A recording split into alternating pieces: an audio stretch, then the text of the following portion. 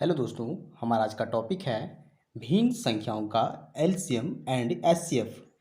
तो हमें एलसीएम निकालनी है 3/8, 12/40, 30/52 का। इसी प्रकार एचसीएफ भी निकालनी है सेम संख्या का, यानी कि 3/8, 12/40, 30/52 का। तो भिन्न संख्याओं का एलसीएम और एचसीएफ निकालने का एक विशेष तरह का फार्मूला होता है। देखिए, सबसे पहले हम लोग एलसीएम का फार्मूला देखेंगे। भिन्न संख्याओं का एलसीएम बराबर होता है अंशों का एलसीएम बटा में हरों का एचसीएफ। यानी कि देखिए, एलसीएम की जब बात हो रही है तो अंशों का एलसीएम हो रहा है और हरों का इसके अपोजिट यानी एचसीएफ की बात हो रही है। इसी प्रकार जब भिन्न संख्याओं के एचसीएफ की बात होती है, इसका जो फॉर्मूला होता है वो अंशों का एचसीएफ होता है और हरों का एलसीएम होता है। तो दोनों में एक तरह का संबंध है। क्या है संबंध? देखिए, यहाँ अगर एलसीएम निकालने को बोला जाता है तो अंशों का हम लोग एलसीएम निकाल देंगे, यानी कि हमें जो निकालने को बोला जा रहा है उसमें हम अंशों का सेम चीज़ निकालेंगे, यानी कि एलसीएम निकालने को बोला जा रहा है तो अंशों का एलसीएम निकालेंगे। इसी प्रकार जब भिन्न संख्याओं का एचसीएफ निकालने को बोला जा रहा है तो अंशों का हम लोग एचसीएफ निकालेंगे। तो अंशों का और संख्याओं का यहाँ एक संबंध मिल रहा है कि यहाँ भी एलसीएम एलसीएम है और यहाँ भी एचसीएफ एचसीएफ है। तो इसका मतलब निकलता है कि भिन्न संख्याओं का एलसीएम निकालने को बोला जाएगा तो हम लोग अंशों का एलसीएम निकालेंगे और नीचे जो बचा हुआ हर है उसका हम लोग इसका अपोजिट यानी एचसीएफ निकालेंगे। फिर जब भिन्न संख्याओं का एचसीएफ की बात की जाएगी तो अंशों का एचसीएफ निकालेंगे क्योंकि दोनों में संबंध होता है। फिर जो बचा हुआ हर है उसका एलसीएम निकालेंगे। तो ये फार्मूला हम लोग समझ चुके हैं। अब हम लोग इन संख्याओं का एलसीएम और एचसीएफ निकालेंगे। तो पहले हम लोग भिन्न संख्याओं का एलसीएम निकालेंगे इस फार्मूले से।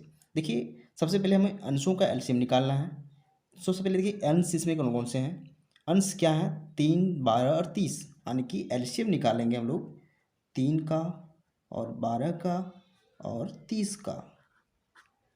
तो 3, 12 और 30 का हम लोग एलसीएम निकालेंगे। देखिए, 3, 12 और 30 इस प्रकार से लिखेंगे। उसके बाद हमें भागा देना होता है सबसे छोटी अभाज्य संख्या से। तो सबसे छोटी अभाज्य संख्या क्या होती है? 2, क्योंकि 2 से यहाँ 12 भी कट रहा है और 30 भी कट रहा है, 2 से भागा हम लोग लगाएंगे इस प्रकार से। तो 3 में भागा नहीं जाएगा तो 3 का हम लोग 3 ही लिखेंगे। 12 में जाएगा 6 बार में 6 लिखिए। 30 में 15 बार में तो 15 लिखिए। 2 से एक संख्या फिर भी कट रही है 6, तो फिर से हम लोग सबसे छोटी अभाज्य संख्या 2 से भागा लगाएंगे। तो 3 का 3 ही लिखना पड़ेगा क्योंकि नहीं कटता है। 6 3 बार में कट रहा है और 15 नहीं कट रहा है तो 15 का 15 ही लिखिए। अब देखिए, 2 से यहाँ कोई संख्या नहीं कटेगी तो अगली अभाज्य संख्या जो होती है वो 3 से हम लोग भागा लगाएंगे। तो 3 को एक बार में जाएगा, फिर यहाँ भी एक बार में, यहाँ 5 बार में। अब देखिए, जो बची हुई संख्या यहाँ 5 है सो अभाज्य संख्या है, यानी कि हम लोग इस प्रोसेस को एलसीएम के प्रोसेस को यहीं छोड़ देंगे और हम लोग एलसीएम बराबर लिखेंगे। एलसीएम बराबर देखिए क्या हो जाएगा, इनका गुना करेंगे और यहाँ 5 का भी गुना करेंगे। 2 गुना 2 गुना 3 गुना 5, रिजल्ट क्या आ जाएगा? 4 3 12 25 60। तो एलसीएम हमारा 60 आ रहा है। तो हम लोग अंशों का एलसीएम निकाल चुके हैं जो 60 आया है। अब हम लोग हरों का एचसीएफ निकालेंगे क्योंकि फार्मूला होता है कि हरों का एचसीएफ निकालना है। तो हर क्या क्या है? 8, 40 और 52। तो लिखेंगे एचसीएफ 8, 40 और 52। चलिए हम लोग एचसीएफ निकालना स्टार्ट करते हैं। सबसे पहले क्या करेंगे, हम 3 संख्या के एचसीएफ निकाल रहे हैं, इसलिए तीनों में से जो सबसे छोटी 2 संख्याएं होंगी उसे देखेंगे। तो 8 और 40 इन तीनों में से सबसे छोटी संख्या है। तो सबसे पहले हम 8 से 40 को भागा देंगे, यानी कि 8 से 40 को भागा देंगे। तो 8 से 40 में 5 बार में भागा जाएगा और ये संख्या 40 कट जाएगा। तो 8 और 40 का एचसीएफ हमें 8 मिल चुका है। अब हमें 52 का भी एचसीएफ निकालना है। तो फिर से हम इस 8 से भागा देंगे 52 को, यानी कि 8 से 52 को हम लोग भागा देंगे। तो 8 से 52 में कितनी बार में भागा जाएगा? तो देखिए, अगर 7 बार में देते हैं तो 56 हो जाएगा जो बड़ी संख्या है। तो हम लोग 6 बार में ही देंगे जो 48 आएगा। अब 52 में से 48 को घटाएंगे तो 2 में से 8 आने की 12 में से 8 गएगा, 4 बचेगा और यहाँ 4 में से 4 तो 0 बचेगा। शेष पर हमें 4 मिल चुका है। अब इस 8 को जो पहले यहाँ भाजक थी उसे यहाँ उतारेंगे और 4 से यानी कि शेषफल से भागा देंगे। तो 4 से 8 में कितनी बार में भागा जाएगा? तो ऑब्वियस है 2 बार में भागा जाएगा और रिजल्ट हमें 8 मिलेगा, यानी कि 8 8 कट जाएगा। तो यहाँ जो संख्या होती है वही हमारा एचसीएफ हो जाता है इन तीनों संख्याओं का, यानी 8, 40 और 52 का एचसीएफ 4 हो जाएगा। तो इसे लिखेंगे हम लोग 8, 40 और 52 का एचसीएफ बराबर 4।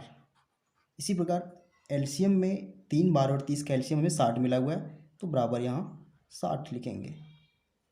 हमें एलसीएम यानी कि अंशों का एलसीएम और हरों का एचसीएफ मिल चुका है, तो हम इसे लिख सकते हैं कि एलसीएम ऑफ 3/8, 12/40 और 30/52 का क्या हो जाएगा। सबसे पहले अंश का एलसीएम हो जाएगा यानी 60 हो जाएगा, फिर बटा में हरों का एचसीएफ यानी कि एचसीएफ का वैल्यू 4 है, तो 60/4 हो जाएगा। इसे हम लोग काट सकते हैं, 4 से 60 को 15 बार में कट जाएगा, तो देखिए इसका जो वैल्यू आ रहा है सो 15 आ रहा है। यही हमारा आंसर हो जाएगा, यानी कि भिन्नों का एलसीएम का जो आंसर हो जाएगा सो 15 हो जाएगा। अब हम लोग एचसीएफ निकालेंगे इसी फॉर्मूले से। तो देखिए भिन्न संख्याओं का एचसीएफ में क्या होता है, सबसे पहले अंशों का एचसीएफ निकालना होता है। अंश यहाँ क्या क्या है, 3, 12 और 30 है, तो 3, 12 और 30 का हम लोग एचसीएफ निकालेंगे। तो सबसे पहले दो छोटी संख्या ढूंढिए तीनों संख्याओं में से, तो 3 और 12 इन तीनों संख्याओं में दो सबसे छोटी संख्या है, तो हम लोग 3 से 12 को भागा देंगे, क्योंकि छोटी संख्या से भागा देते हैं। देखिए 3 से 12 को भागा देंगे, तो 3 से 12 में कितनी बार में भागा जाएगा, तो अभी से 4 बार में भागा जाएगा और हमें रिजल्ट 12 ही मिलेगा। तो 12 में से 12 हटाएंगे तो शेषफल 0 आ जाएगा, यानी कि एचसीएफ ऑफ 3 और 12 का एचसीएफ 3 हो जाएगा। अब यहाँ जो बची हुई संख्या 30 है उसका एचसीएफ निकालेंगे, यानी कि 3 से 30 को भागा देंगे, क्योंकि 3 से 12 कट चुका है, तो 3 से 30 को भागा देंगे हम लोग। तो 3 से 30 में कितनी बार में भागा जाएगा, तो देखिए इसमें 10 बार में भागा जाएगा। आप चाहें तो इसे 2 बार में 2 स्टेप में भागा दे सकते हैं, लेकिन सुविधा के लिए हम एक बार में ही भागा दे रहे हैं। तो 3 से 10 बार में भागा जाएगा तो 30 हो जाएगा इसका रिजल्ट, और 30 में से 30 माइनस करेंगे तो शेषफल यहाँ 0 हो जाएगा। तो इन तीनों संख्या का जो एचसीएफ हो जाएगा वो ये 3 हो जाएगा, यानी कि 3, 12 और 30 का जो एचसीएफ हो जाएगा वो 3 हो जाएगा। अब हम लोग हरों का एलसीएम निकालेंगे, तो यहाँ हर कौन कौन से हैं, 8, 40 और 52। 8, 40, 52 का हम लोग एलसीएम निकालेंगे, तो 8, 40 और 52 का एलसीएम निकालना है। चलिए एलसीएम निकालते हैं, स्पेस कम है इसलिए थोड़ा इसे स्लाइड करेंगे। तो इसे हम लोग लिखेंगे इस प्रकार से 8, 40 और 52। अब हमें इसे भाग देना होता है सबसे छोटी अभाज्य संख्या से, तो सबसे छोटी अभाज्य संख्या 2 है, तो लोग 2 से इसे भाग देंगे। 8 में कितनी बार भागा जाएगा, 4 बार, फिर 40 में 20 बार में, 52 में 26 बार में, फिर से हम लोग 2 से भागा देंगे, क्योंकि 2 से फिर से भाग लग रहा है। तो देखिए 4 में 2 बार में, 20 में 10 बार में, 26 में 13 बार में, फिर से यहाँ 2 बार में भागा जाएगा, क्योंकि 2 और 10 कट रहा है, तो एक बार में 2 कटेगा, 10 5 बार में, 13 नहीं कट रहा है तो 13 का 13 ही लिखिए। अब देखिए यहाँ दोनों संख्याएं अभाज्य संख्या हैं, जो बची हुई शेषफल संख्या है 5 और 13 दोनों अभाज्य संख्या है, तो एलसीएम को यहीं छोड़ देंगे और इन सारी संख्याओं को गुना करके हम लोग एलसीएम निकाल लेंगे।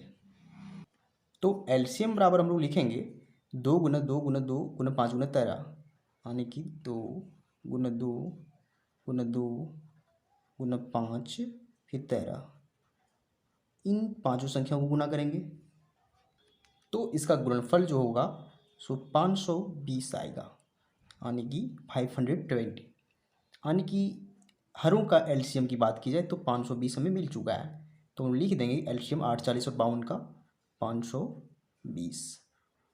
अब हम लोग अंशों का एचसीएफ निकाल चुके हैं जो 3 आया हुआ है, और हरों का एलसीएम निकाल चुके हैं जो 520 आया हुआ है। तो इसकी सहायता से, दोनों को वैल्यू की सहायता से हम लोग भिन्न संख्या का एचसीएफ आसानी से निकाल लेंगे, क्योंकि एचसीएफ का फॉर्मूला होता है अंशों का एचसीएफ बटा हरों का एलसीएम। तो वैल्यू पुट कीजिए, केवल अंशों का एचसीएफ का वैल्यू कितना आया है 3, उसे ऊपर में 3 लिखिए, फिर बटा में हम हरों का एलसीएम लिखना है, तो हर का एलसीएम 520 आया है, तो 520 यहाँ आएगा इस प्रकार से। अब देखिए अगर दोनों में से कुछ कॉमन होगा तो कुछ कटेगा,